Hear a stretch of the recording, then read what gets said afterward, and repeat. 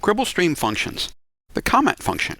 Now, the comment function provides the ability to add text, or basically a comment, to a pipeline. It makes no changes to the event data. In many ways, it's actually the simplest function to do because all you're doing is asking text.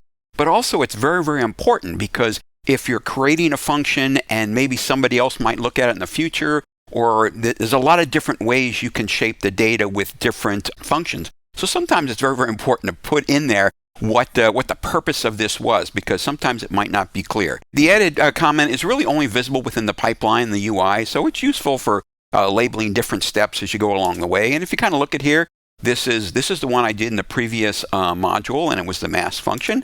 But then I can go in here and add another one. This function identifies Social Security information in the format. So once again, it's very, very important to put information in here that would remind you or somebody else who's coming along to what this function actually accomplishes. Let's go in and actually do a demo. Okay, here we are back where we started before, and I want to add the comment function, just paste what I did before.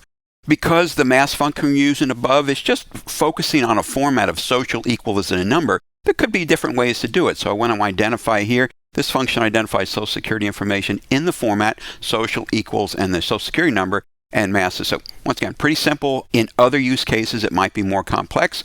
That's all you have to do, and you're done. See? Pretty simple. Need more information? You can actually go to the Cribl documents and look up the comment function, or Pipeline Tips and Tricks gives you some information too. Thank you.